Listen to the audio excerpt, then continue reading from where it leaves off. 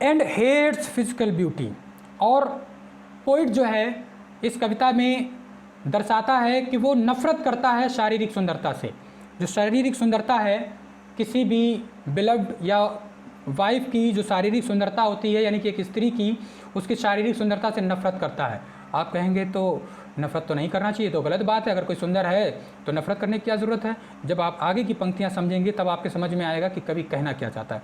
वो कहता है कि वो नफरत करता है शारीरिक सुंदरता से विदाउट वर्च्यू, अगर उस शारीरिक सुंदरता के पीछे गुण क्वालिटीज़ नहीं है। यानी नहीं कि शारीरिक सुंदरता तो है परंतु क्वालिटीज़ नहीं है। स्टूडेंट्स, मैं हूँ Abad Ali and welcome to my YouTube channel WiFi success classes. Student, जैसा कि आपने डिमांड की थी कि आपको सेंट्रल आइडिया चाहिए हुआ था, इसलिए हम आपके लिए इस वीडियो में हम लाए हैं central idea poem number 2 the true beauty, composed by Thomas crew. Thomas crew द्वारा लिखी गई कविता द ट्रू ब्यूटी का सेंट्रल आइडिया हम आपको आज एक्सप्लेन करने जा रहे हैं। और सेंट्रल आइडिया की जो पंक्तियां हैं वो आपके बोर्ड पर, स्क्रीन पर आपके मौजूद हैं। आप उनको देखते जाएं और हम आपको वो सारी पंक्तियां एक्सप्लेन कर रहे हैं, समझा रहे हैं। और मैं आपको ये भी बताऊंगा कि कैसे आप खुद भी सेंट्रल आइडिया को क्रिएट कर सकते हैं। तो बच्चों, सबसे पहले किसी भी सेंट्रल आइडिया को लिखने के लिए आपको चाहिए कि आप 2 लाइनें ज़रूर लिखें। और वो 2 लाइनें ये हैं कि सबसे पहले आप पोएम का नाम और उसके साथ में उसके पोइट का नाम जरूर लिखें। और किस तरह से लिखेंगे वो ज़रा सुन लें। आप लिखेंगे द पोएम, यानी कि सबसे पहले लिखेंगे द पोएम और उसके साथ लिख देंगे पोएम का नाम। The poem the true beauty is composed, लिखी गई है, बाय थॉमस क्रू। इतना आप हमेशा सेंट्रल आइडिया लिखने से पहले आप इतनी लाइन जरूर लिख लिया करें। बस वहाँ पर आप उस पोएम की ही जो पोइट है और उस पोएम की जो पोएम का जो टाइटल है, नाम है, उसको लिखें। यानी कि स्टार्टिंग जब भी सेंट्रल आइडिया का करें तो सबसे पहले उस पोएम का टाइटल यानी कि पोएम का नाम लिखें और साथ में उसके पोइट का नाम लिखें। और किस तरह से लिखें? इस तरह से लिखें, the poem the true beauty is composed by Thomas crew. अगर कोई पोएम दूसरी हो, जैसे कि मान लो ऑन हिज ब्लाइंडनेस, वो भी आप पढ़ चुके हैं, अगर उसकी हो तो आप उसमें इस तरह से लिख सकते हैं, the poem on his blindness is composed bye Johan Milton. इतनी लाइन आप हमेशा अपने पास से इंक्लूड कर लिया करें। उसके बाद जो सेंट्रल आइडिया का मीनिंग होता है, मीनिंग ही यही होता है, केंद्रीय भाव। केंद्रीय भाव मतलब कविता का केंद्रीय भाव। उस कविता में कवि जो मुख्य बिंदु आपको बतलाना चाहते हैं, यानी कि जो मुख्य बात बतलाना चाहता है कवि, उस बात को आपको रखना है। और उस बात को चाहें तो आप अपने शब्दों में ही रख सकते हैं, बस आपको ट्रांसलेशन आनी चाहिए।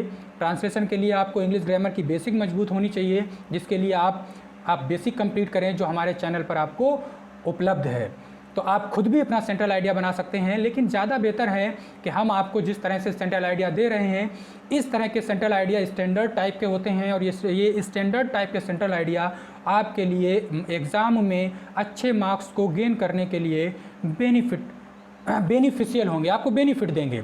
तो देखिएगा, स्क्रीन पे आपके सेंट्रल आइडिया की लाइनें मौजूद हैं, दी हुई हैं। आप उन्हें देखते जाएं, हम आपको उन लाइनों को समझाते जाएं ताकि आप समझ भी लें और इसको आप नोट कर लें, स्क्रीनशॉट ले लें और इनको आप याद कर लें।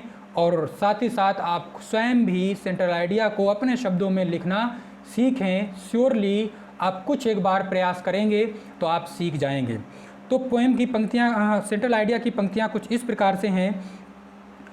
In this poem the poet praises spiritual beauty.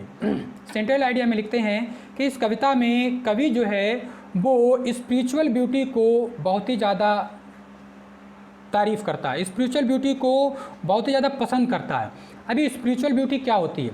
Spiritual beauty का मतलब होता है वो ब्यूटी जो आपको अंदर से फील हो, जो सुंदरता आपको आपके दिल से, आपके अंदर की आत्मा से महसूस हो। इट मीन कई बार आपके साथ ऐसा होता है कि वो चीज़ चाहे फिजिकली शारीरिक सुंदरता उसमें ना भी हो, लेकिन आपको वो चीज़ पसंद होती है। जैसे कि कलर ले लो, तमाम प्रकार के कलर हैं। आप कलर में देखते हैं, हर कलर अपने आप में कुछ क्वालिटी रखता है, सभी कलर अच्छे से अच्छे ही होते हैं। क्या आपको सारे कलर पसंद होते हैं? नहीं होता है। बिल्कुल वैसे ही कुछ कलर ऐसे हैं जो सबको पसंद होते हैं, लेकिन कुछ कलर ऐसे भी हैं जो बहुतों को नहीं पसंद होते हैं, लेकिन कोई ना कोई ज़रूर होता है जिसे वो कलर पसंद होता है। ये एग्जाम्पल मैंने इसलिए दिया ताकि आप समझ सकें कि स्पिरिचुअल ब्यूटी का मतलब यही होता है कि सामने वाला किसी भी प्रकार का क्यों ना हो, चाहे वो शारीरिक सुंदरता उसके अंदर हो या ना हो, बट अगर फिर भी आपको पसंद है, इसका मतलब ये स्पिरिचुअल ब्यूटी है। यानी कि आत्मा से प्रेम, आत्मा का प्रेम, दिल से जो चीज़ पसंद है उसी को आप ट्रू लव कहेंगे। और ट्रू लव कहाँ से पैदा होता है? ट्रू ब्यूटी से पैदा होता है, जिसको स्पिरिचुअल ब्यूटी भी कहते हैं। तो कहता है कवि कि इस कविता में कवि जो है वो स्पिरिचुअल ब्यूटी, जिसकी हिंदी होती है आध्यात्मिक सुंदरता, मन से महसूस होने वाली सुंदरता की प्रशंसा करता है, जिसको कैसे समझाया है? The beauty of mind and soul. क्योंकि ये जो आध्यात्मिक सुंदरता होती है वो कैसी होती है? Beauty of mind and soul, यानी कि माइंड यानी कि यहाँ बसी होती है सुंदरता। आपको वो चीज़ अच्छी लगती है तो लगती है, एंड सोल यानी कि आत्मा, आपकी आत्मा को वो चीज़ पसंद है तो पसंद है, फिर चाहे ज़माने को वो पसंद हो या ना हो, और इनफैक्ट चाहे सच में वो चीज़ सुंदर हो या ना हो। And hates physical beauty. और पोइट जो है इस कविता में दर्शाता है कि वो नफ़रत करता है शारीरिक सुंदरता से। जो शारीरिक सुंदरता है किसी भी बिलव्ड या वाइफ की, जो शारीरिक सुंदरता होती है यानी कि एक स्त्री की, उसकी शारीरिक सुंदरता से नफ़रत करता है।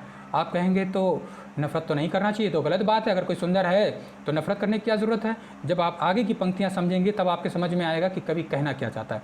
वो कहता है कि वो नफ़रत करता है शारीरिक सुंदरता से विदाउट वर्च्यू, अगर उस शारीरिक सुंदरता के पीछे गुण क्वालिटीज़ नहीं हैं।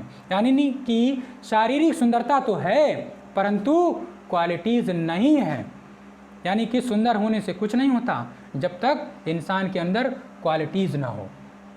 तो कहते हैं बिना गुणों के ऐसी शारीरिक सुंदरता से मैं नफ़रत करता हूँ। द फिजिकल ब्यूटी, रोजी cheeks, coral lips, star like eyes. शारीरिक सुंदरता, जैसे कि शारीरिक की सुंदरता जो है किसी भी स्त्री के गालों से, उसके होंठों से, उसकी आँखों से, उसके बालों से आँकी जाती है। कहते हैं कि ऐसी शारीरिक सुंदरता जो होती है वो क्या होती है? Decreases as the time passes. समय गुजरता जाता है और समय के गुजरने के साथ ये शारीरिक सुंदरता भी समाप्त होती जाती है। आप देखते हैं कि एक खूबसूरत हैंडसम यंग मैन, जैसे कि हम और आप आज इस अपनी युवावस्था में स्मार्ट दिखते हैं, हैंडसम दिखते हैं। याद रखना, स्मार्ट अलग होता है, हैंडसम अलग होता है, बताएंगे किसी दिन।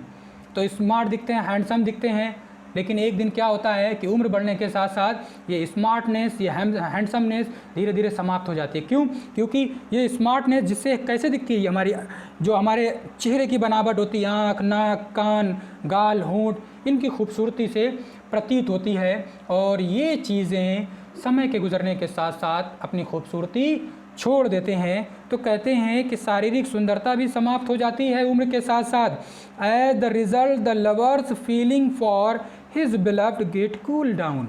और फिर ऐसे प्रेमी जो अपनी प्रेमिका या अपनी पत्नी की, उनकी शारीरिक सुंदरता यानी कि उनके खूबसूरत होंठ, उनके गाल, उनकी आँखें, उनके बाल से प्रेम करते हैं, उनका जो प्रेम होता है, उनकी जो अट्रैक्शन, जो लगन होती है अपनी प्रेमिका या पत्नी के प्रति, तो शारीरिक सुंदरता के समाप्त होने के साथ साथ उनका वो प्रेम भी समाप्त होना स्टार्ट हो जाता है और धीरे धीरे करके एक दिन उनका प्रेम समाप्त हो जाता है। ऑन अदर हैंड, दूसरे तरफ यानी कि दूसरे शब्दों में कवि क्या कहता है? On other hands love based on gentleness and purity of mind. कि जबकि कोई ऐसा प्रेम जो इंसान के जेंटलनेस यानी कि उसकी सज्जनता यानी कि दिल का प्रेम, या फिर प्योरिटी ऑफ माइंड, पवित्र मन वाला प्रेम, and soul is ever lasting. कहते हैं कि ऐसा प्रेम उसके आत्मा का प्रेम होता है और आत्मा अमर होती है, उसका प्रेम भी अमर हो जाता है। कि जो दिल से, जो आत्मा से प्रेम करता है किसी को, कहते हैं कि आत्मा अमर होती है, तो उसका प्रेम भी अमर हो जाता है, क्योंकि उसका प्रेम आत्मा वाला प्रेम है, आत्मा से किया जाने वाला है। दो आत्माओं का मेल है और अंत की पंक्तियों में कवि इसमें सेंट्रल आइडिया में कहना चाहता है, it goes on inspiring the lover with greater eagerness and power.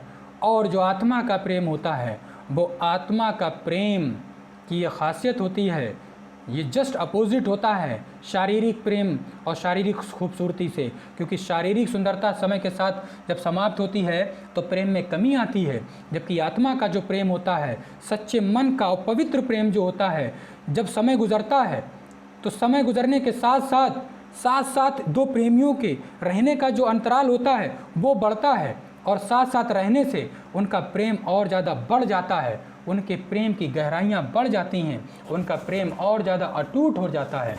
तो कवि इस सेंट्रल आइडिया में, इस केंद्रीय भाव में हम ये बताना चाहते हैं कि कवि कहता है कि जो शारीरिक सुंदरता वाला प्रेम है वो शारीरिक सुंदरता के साथ समाप्त होना स्टार्ट हो जाता है, जबकि मन का, आत्मा का और सच्चा पवित्र प्रेम जो होता है वो समय के गुजरने के साथ और स्ट्रांग होता है और आत्मा की तरह अमर हो जाता है। तो बच्चों, ये था हमारा आज का वीडियो जिसमें हमने आपको सेंट्रल आइडिया पढ़ाया। अगर आपको हमारा ये वीडियो पसंद आया हो तो लाइक ज़रूर किया करें, सब्सक्राइब अगर आपने ना किया हो अब तक तो कर लें और कमेंट दे दिया करें ताकि हम लोगों का थोड़ा सा इंकरेजमेंट हो जाए और हमारे इस चैनल को दूसरों तक पहुंचाएं ताकि वो भी हमारे इस चैनल का एडवांटेज उठा सकें। मन चंगा तो कटोरे में गंगा। That's it.